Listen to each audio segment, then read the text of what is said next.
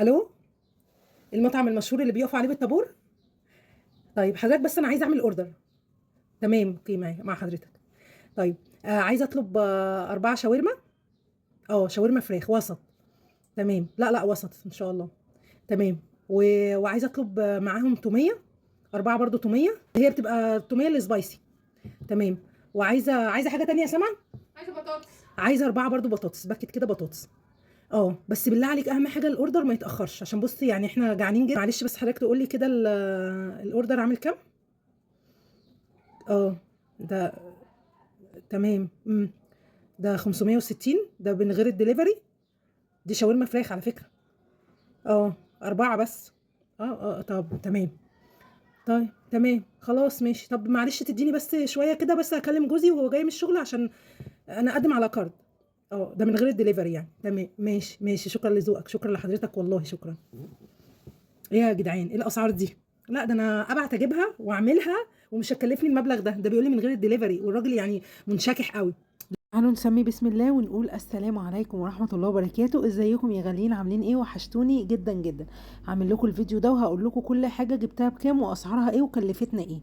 دلوقتي اول حاجة معايا ابتديت ان انا اجيب كيلو من صدور الفراخ. شوفوا انتوا، كيلو صدور الفراخ بيبقى من 160 لحد اخر حاجة ممكن نجيبها ب 180، حسب ما انتوا موجودين في المكان اللي انتوا فيه. قالوا بقى دلوقتي نعمل التتبيله بتاعه الفراخ. جبت كده مجموعه بهارات وتوابل من عند العطار جاهزه، قلت له عايزه توابل او بهارات للشاورما.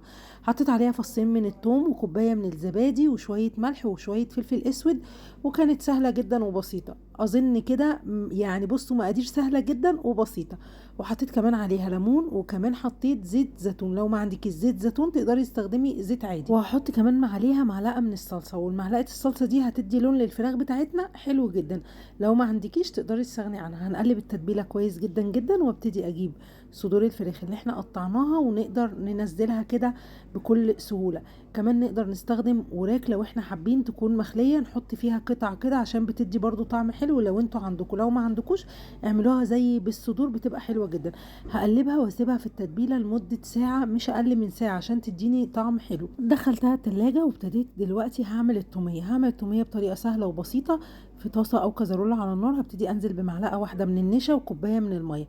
هقلبهم وادوبهم كويس، وتكون النار عندي مشغلاها على نار تكون هاديه، ما تكونش عاليه معانا. هقلبها وافضل اقلب فيها. هتلاقوا ان النشا كده من تحت كده متكتله، هتتفك معاكم على طول بكل سهوله. هبتدي بقى ابص، بصوا القوام بتاع النشا وبتاع الميه عامل ازاي.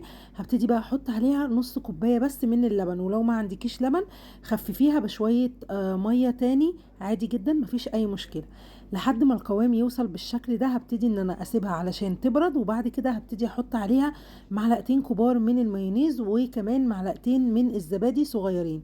هحط بقى كمان 4 فصوص كده مفرومين من الثوم، وابتدي احط كمان عليها ملح وشويه فلفل اسود كده بسيط لو حابين.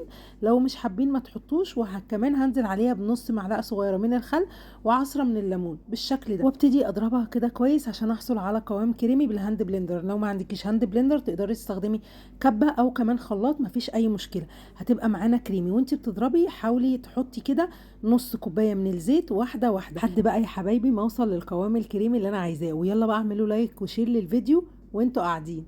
بصوا بقى القوام تحفة جدا، كريمي بقى وخطير. قسمتها هنا في الثلاث بولات بتوعي صغننين، على اساس ان انا هبتدي اعمل 3 اطعمة مختلفة. هعمل كده واحدة سادة، وواحدة سبايسي، وواحدة كمان هتدينا لون حلو جدا وهيبقى طعمها مختلف شوية. طبعا لو حابة تكتفي بالتومية بالشكل ده تقدري تكتفي بيها، بس انا قلت بقى هدلعها بقى شوية، لان احنا بنحب التومية تبقى سبايسي، والصوص بقى بيبقى حلو قوي. وهبتدي في اول واحده هحط عليها كده حوالي معلقه صغيره من المستردة، علشان اغير لونها وتديها كمان طعم كده مزازه حلوه جدا. ابتديت ان انا ازود كمان عشان زي ما انتم شايفين ادمج بقى اللون، وتديني اللون الاصفر اللي بيبقى موجود في المطاعم، وبتبقى طعمها حلوه قوي، وبتبقى كده فيها مزازه حلوه قوي. بعد كده بقى هبتدي ان انا احط كده نقط عشان بس ايه اشكل كده بيها. بصوا الشكل كده عشان يديني شكل كده ايه حلو كده ولطيف. احنا لازم طبعا العين بتاكل قبل البق، احنا بقى كنا هنجيب لهم من بره، وطبعا هم زعلوا ان انا مش هجيب من بره. طيب تاني واحدة هحط عليها شوية من البابريكا وكمان شوية من الشطة. طبعا لو حطينا شطة مش هتدينا لون احمر قوي وهتبقى سبايسي قوي، فلازم نحط كده بابريكا عشان تدينا لون احمر كده حلو زي ما انتوا هتشوفوها. وكل ما بتقعد كل ما لونها بيزيد. والتالتة بقى هسيبها كده زي ما انتوا شايفين، تكون سادة تومية حلوة جدا وسهلة وبسيطة وسريعة. والله يا بختهم بيا، يا بختهم بيا، مش عارفه انا ايه ده. ودلوقتي تعالوا بقى بعد ساعه ونص بالظبط ابتديت ان انا اجيب طاسه بسخنها كويس جدا وما بحطش عليها اي حاجه، وببتدي ان انا انزل عليها بالفراخ بتاعتنا زي ما انتم شايفين. والطاسه بتكون سخنه عشان نعمل صدمه للفراخ ما تبتديش ان هي تنزل لي الميه بتاعتها. بصوا بالشكل ده كده الفراخ بقى اتشوحت معانا. طبعا سبتها وقت، ما رضيتش اوريكم بقى الوقت لحد عشان الفيديو ما يطولش اكتر من كده. ابتديت ان انا بسيبها بقى كده على النار. بصوا زي ما انتم شايفين، وريحتها بقى كانت جباره، الخلطه طعمها خطير. ورحت بقى طافيه عليها، وتعالوا نشوف هنعمل السندوتشات بتاعتنا ازاي. جبت بقى العيش ده اسمه عيش صاج او عيش سوري، بيبقى طري كده، وببتدي ان انا اتنيه بالشكل ده تانية بسيطه، وببتدي احط عليه من التوميه. لو حابين بقى تحطوا اي طعم من التوميه تقدروا تحطوا، اللي سبايسي او اللي هي بالمستردة تقدروا تحطوا زي ما انتم حابين. انا حطيت الساده وحطيت عليها كده الشاورما بتاعتنا. والشاورما لازم ما يكونش فيها ميه واحنا بنحطها علشان ما تبتديش ان هي تبوش لي الرغيف. ببتدي احط عليه كمان شويه كده من البطاطس المحمره. طبعا ده اختياري، لو انت حابه، لو مش حابه تقدري تشيليها. بدهن كده العيش بتاعنا وببتدي احط عليها الشاورما او قطع الفراخ، وببتدي احط عليها البطاطس.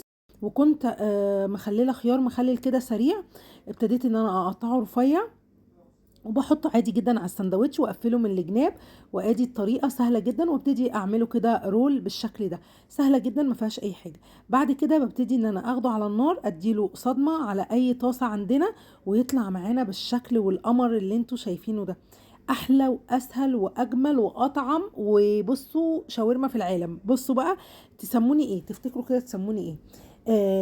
مي ابو مازن السوري، ميويا السوري، تعملوا ايه؟ بالله عليك قولوا لي كده في الكومنتات، قولوا لي ايه. بصوا الجمال والعظمه. قطعتهم بقى، طبعا انا اديتهم صدمه كده علشان الوش كده يتحمر والظهر. بصوا خطير والله العظيم، حكايه. يعني استاهل ايه بالله عليكم؟ مش استاهل لايك وشير للفيديو ده؟ نشوفوا سهله جدا وبسيطه. استاهل؟ طيب اهي سما بتقول لكم يا تستاهل. وفرت بقى ودبرت كده وعملت الاكله دي كلها. عايزه اقول لكم يعني ايه، اتكلفت بس ما كلفتش نص اللي هم قالوا عليه المبلغ، او مش نصه كمان، يمكن اقل من نصه. فبألف هنا وشفا، ما انا بقول لهم يا سما. ودقتها بقى كانت خطيره وطعمها بصوا روعه. يعني احنا كفايه ضامنين وعارفين الفراخ جايبينها منين وعاملينها وغسلينها. بصوا روعه، بصوا والله يعني، بصوا قلب الصغير لا يتحمل. بألف هنا وشفا. والصوص بقى تحفه. يعني التوميه خطيره خطيره خطيره. وادي شويه البطاطس، اللي بيقول لي البطاطس ادفع عنها 560 جنيه غير الدليفري، يعني حوالي كده 600 جنيه بذمكم. ده كل ده يعني ادفع له انا 600 جنيه ليه؟ خلاص يعني ليه كده؟ المهم ما علينا. بصوا دول 4 وكان لسه بيستووا على النار كمان 5. يعني بصوا عملت 9 سندوتشات شاورما. بصوا انا مقطعه 2 وادي 2 وكمان 5 كانوا لسه يعني بحطهم على النار. فاحكموا انتوا بقى بالله عليكم، قولوا لي رايكم ايه. وطبعا البطاطس بقى انا استغلتها وحطيتها جوه السندوتشات. يلا انا راضيه بقى حكمكم، وقولوا لي بقى رايكم ايه. كنت معاكم مي امين، واستنوني في وصفات تانية جايه كتير. جربوا الشاورما في البيت والله احلى واطعم بكتير من بره.